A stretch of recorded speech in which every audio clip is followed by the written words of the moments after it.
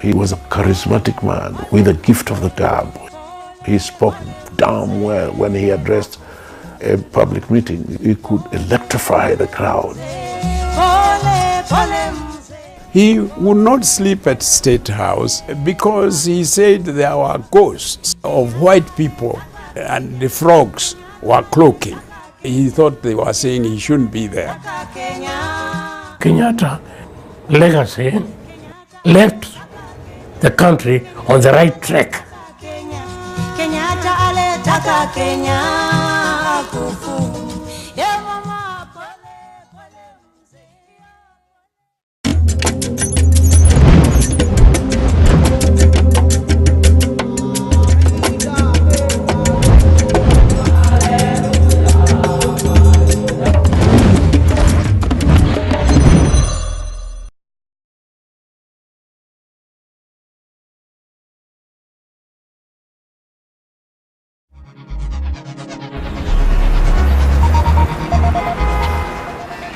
The Kenyan capital, Nairobi, one of the fastest growing cities in Africa.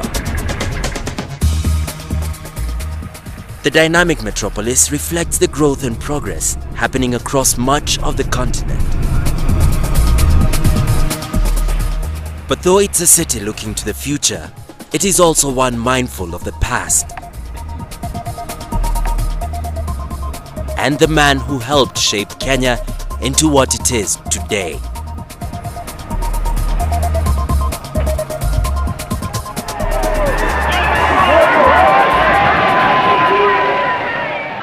It only remains for me to present to you, Mr. Prime Minister, these constitutional instruments which establish Kenya's independence.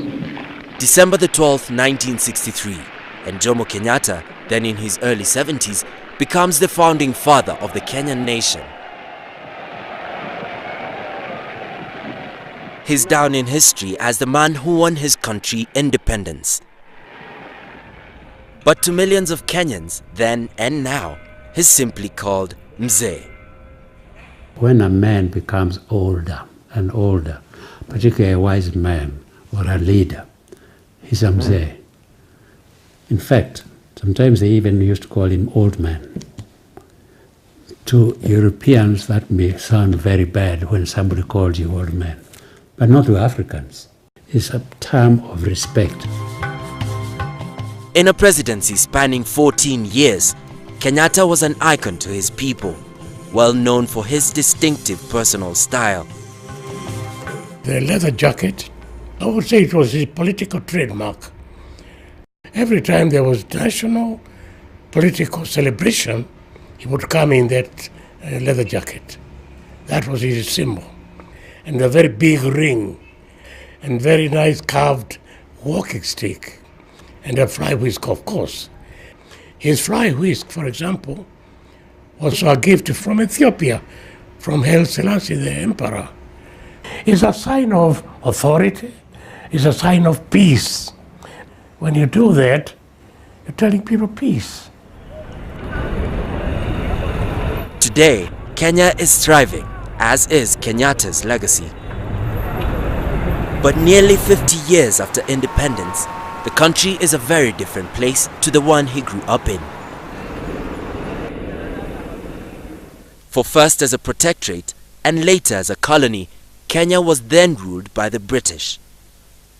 When the white people came, they decided to make the African a kind of a servant, that servant's class. And anybody who asked for independence is shot. It was not officially called apartheid in this country, it was called the color bar. And the color bar made white people citizens number one, Asians citizens number two, and the Africans were citizen number three. Men were given what they call kipande, identification card, which was put in a metal box, and then it was hung on their heads, so that it looks like a dog's tag. The young Jomo Kenyatta was among those unafraid to speak out against these injustices. Born in Gatondo in Kenya's Central Highlands, his family was part of the Kikuyu community, the largest of Kenya's 40 or so ethnic groups. From the start, he showed resolve and initiative. He paid for himself to go to school by working as a houseboy for a white settler. In the 1920s, he entered politics and went to Britain to lobby for his country and further his education. Back in Kenya, his popularity grew, and returning in 1946, he was a focus for the growing call for the British to get out. We must show the world that some of them have been wrong, that some of them have misunderstood us, and it's only by our action they will know that we mean business.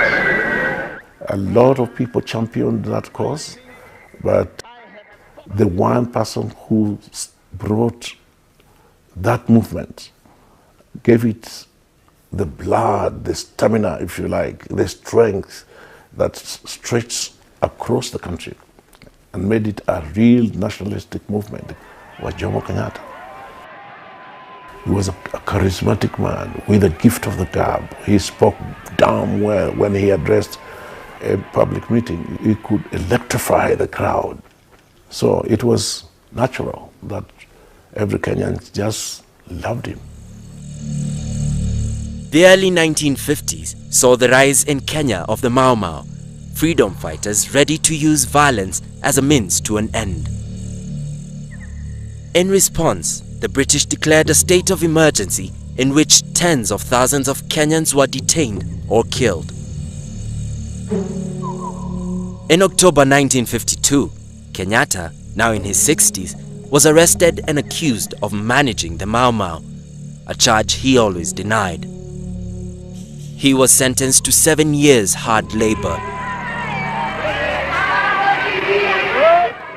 On his release from detention in 1961, his resolve and following were even stronger. Kenyatta was overwhelming as a speaker to his people. I remember once I saw him speak about independence mainly for Kenya. And of course this was bad news for the settler who insisted that Kenya will never be independent. When do you want independence for Kenya? Today. To the settler, he was a devil. There's no question about that. He's Satan incarnate. But post-World War II, the British Empire was shrinking fast, and by the early 1960s, Britain was making plans to pull out. Kenyatta's party won elections in Kenya in 1963. He became Prime Minister, and the path to independence was paved.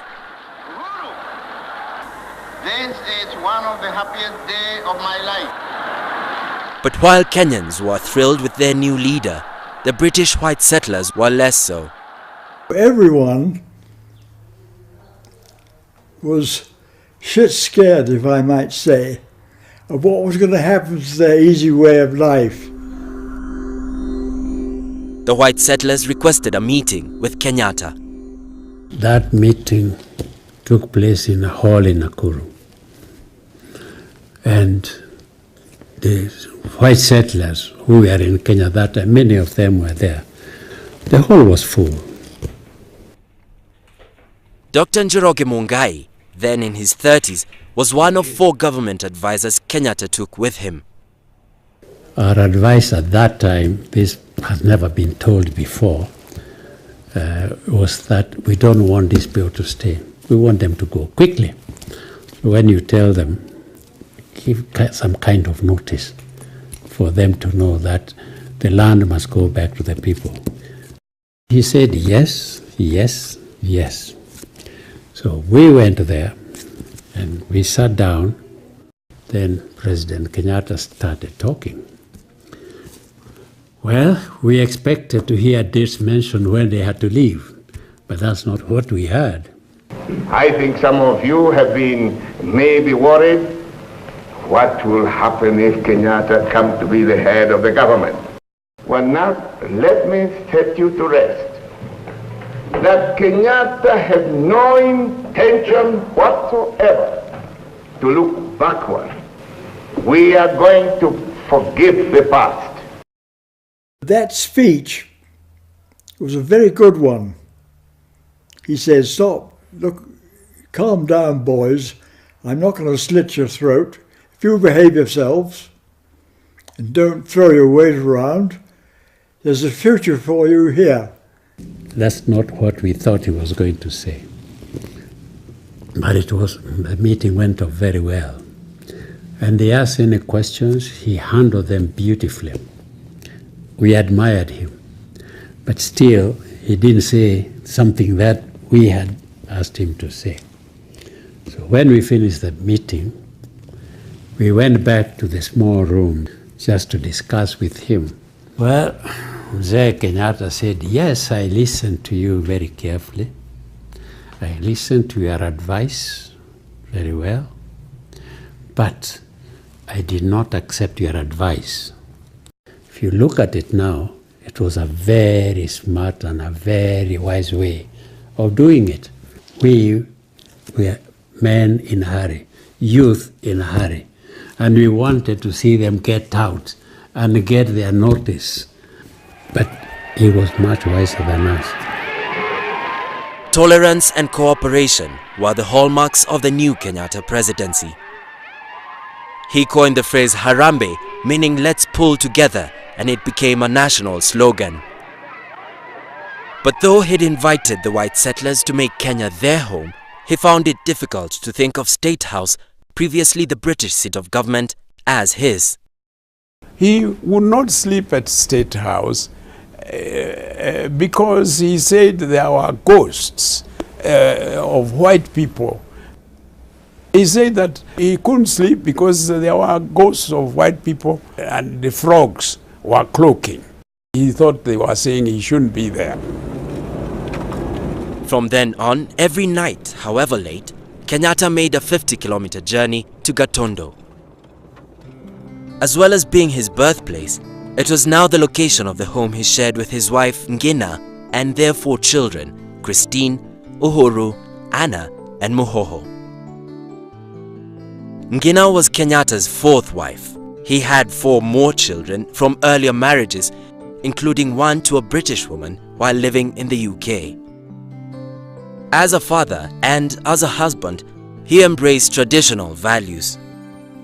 He liked his wife to look like a Kikuyu wife, not too anglicized or westernized. Trousers at the time here were not worn have just very recently been taken over. They were going to go for the inauguration of the Air Force, and Mama Ngina, looking for to look best, wore trousers, and the Mzee did not like it. Oh yes, I think she changed, yeah. At heart, he was still a very sentimental Kikuyu person and loved in the evening nothing more than to have dozens of women chanting away in their tribal songs night after night after night. He loved that sort of thing. When it came to his country, however, Kenyatta was modern and progressive. Under his leadership, the infrastructure grew and the economy prospered. As soon as independence came and Kenyatta government was formed, I think it as if the whole world was waiting for it. A lot of investors moved in. The economy was very, very lively. I think his leadership really spearheaded the economic development. In building this new nation, Kenyatta had an overriding priority. Number 1 for Kenyatta was education. He regarded its education as a very important instrument in the governance of the country. Successful education system was very important to him. In 1966, the Jomo Kenyatta Foundation was set up. Its mandate, to use proceeds from the sale of textbooks to pay for deprived children to go to school, continues to this day. Nerias, come and demonstrate to us how to construct a perpendicular bisector of the line AB.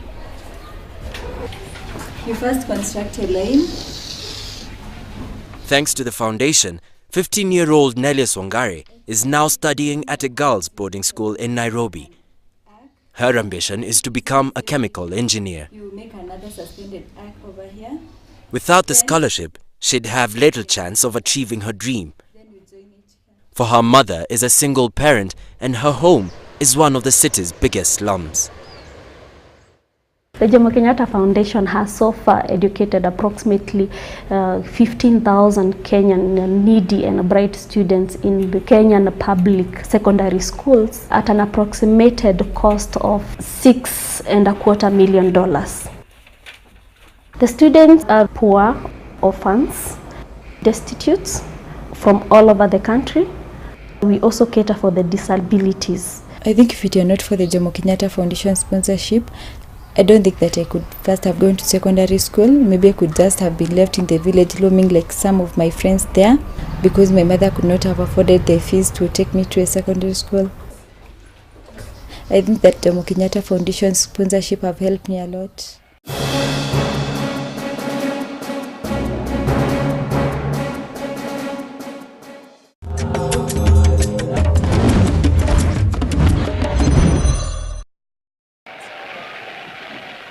As well as nurturing his new nation, Kenyatta was successful in forging links abroad. During the years following independence, he regularly played host to visiting dignitaries and heads of states. Prince Charles, Princess Anne came here and they wanted to see him at home. I was foreign minister then, so I took them to Gatondo, his home. And they sat there in an African setting, all of them being very comfortable, talking, laughing about their own country, about this country, and they also felt quite happy. He was able to adjust to anybody. He had a wonderful sense of humor. Outside the public arena, if you met him in private, he was full of jokes. He had very good sense of humor. He made people laugh, and his memory was just wonderful. On other occasions, however, Kenyatta could show a different side. He had a terrible temper sometimes. I remember once Jomo Kenyatta, he had called the Baluhia people to talk to them about fighting in their area. They had been burning of houses, and Jomo said, look, I'm not going to send the police to find out who it is. It's one of you. But one of the people said, tried to justify the situation and used some words that were very unpleasant to Jomo Kenyatta. So he threw that fly whisk to him. As the years progressed, it's claimed, Kenyatta became increasingly intolerant of dissent. He had the Kenyan constitution amended to extend his powers. In the euphoria of independence, politicians of different backgrounds and beliefs had joined together. But within a few years, factions were forming, and Oginga Odinga, once Kenyatta's ally and vice president, set up an opposition party. Rivalries came to a head when in 1969, both men turned up at the opening of Kisumu Hospital in western Kenya. The crowd, mainly Odinga supporters and members of his ethnic group, the Luo, began heckling Kenyatta. A scuffle broke out in which, on the main dais of these VIPs, somebody threw a chair in Kenyatta's direction. Well, Kenyatta obviously was very well prepared, and so were his people, for trouble. And trouble then began in a serious way. There was an awful lot of shoving and pushing. There was a lot of noise that was being made, and the voices were drowned. And of course, it was the duty of the police to protect and keep peace. The bodyguard of Kenyatta surrounded him and started firing outwards in a general kind of way. It was terrifying. The main crowd were about 100 meters away, and they started shouting anti-Kenyatta slogans. And Kenyatta somehow managed to get the microphone back and started to insult in a very salty way the Luo people in general. And on the VIP standstill, Odinga kept shouting back at Kenyatta. So it was a very, very explosive situation. At least 10 people died in the shooting. Just days later, Odinga's political party was banned, turning Kenya effectively into a one-party state, and Odinga himself was arrested and detained. Kenyatta, by now, was nearing the end of his second presidential term and approaching 80. Because the constitution had been changed so much, it gave Kenyatta the powers to detain without trial. And that showed clearly what kind of a despot he had become, an intolerant despot who could not tolerate any form of opposition. Land issues also proved controversial and remain so to this day. They were cited as factors in violence in Kenya following elections in December 2007. What happened in 2008 was not so much a question of election. It was a land question. Election was just a trigger. Every time there's such a thing, it triggers that anger. Any spark can cause a conflagration. To blame, some believe, were corruption and ethnic bias in the resettlement of land previously held by the British. I have to admit that the exercise was not as straightforward, it was not as successful, it was not as good as it should have been. Because if it had, I think we would have solved the problem which is still with us. Instead of really doing it in a straightforward manner, they were a bit crooked. Kenyatta's personal acquisition of large tracts of land is also a source of national debate. But other events cast perhaps a darker shadow.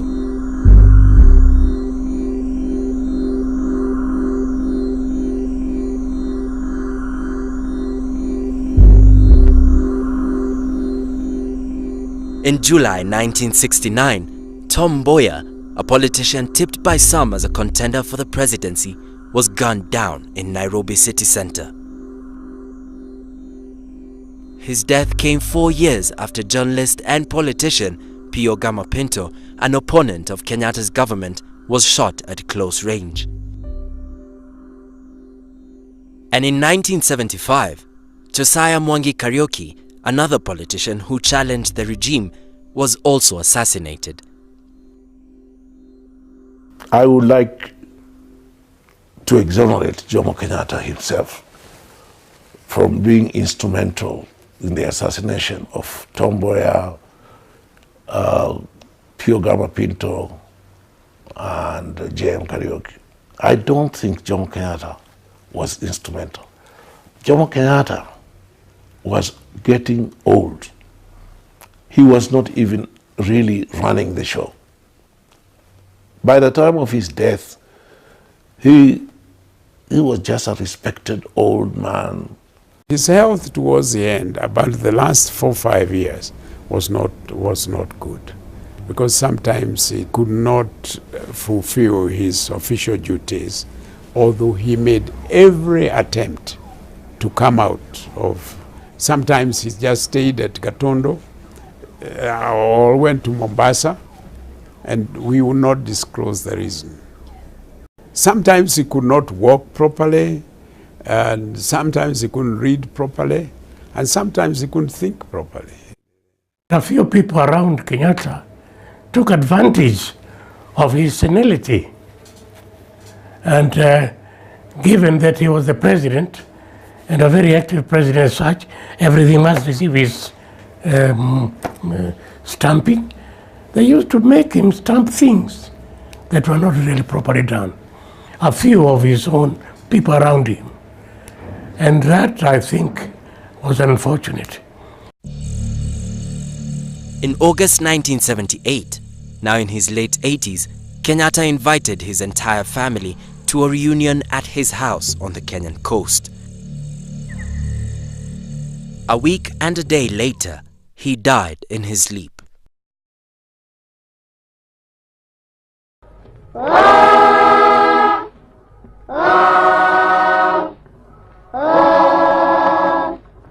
Ilikuwa kilio nchini Kenya, watu wote tuliona huzuni mwingi sana. Despite Kenyatta's advanced years, the nation he'd founded was stunned. People cried, people were upset. You know, we embalmed him, and so he was lying in State House. And I mean, just like him, in his suit and flower, which Mama Ngena used to put every morning, a new flower. And people could not accept that Mzee has gone.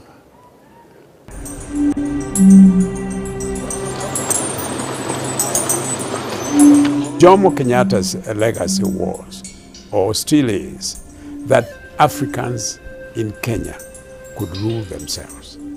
He broke the colonial legacy. He persuaded people that they could rule themselves, and those who are in doubt, he ruled them and showed he could rule them with justice, and they could develop into a new country. Today, we have a lot of doctors around. Today, we have a lot of engineers. Lawyers, you don't have to count them. There are so many. And all that in a relatively short time of less than 40 years. Kenyatta legacy left the country on the right track. He left a very good foundation. It keeps Kenya going even today. Otherwise, there are occasions that have come. If there was not a firm foundation like that, Kenya could have disintegrated.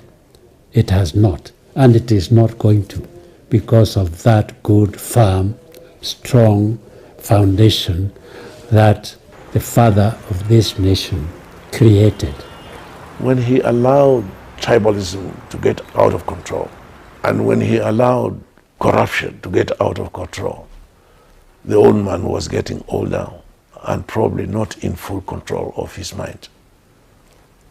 Because the Jomo Kenyatta, who was free, independent, thinking Jomo Kenyatta, was willing to sacrifice himself for the sake of this country. And I think we should remember him as a great man.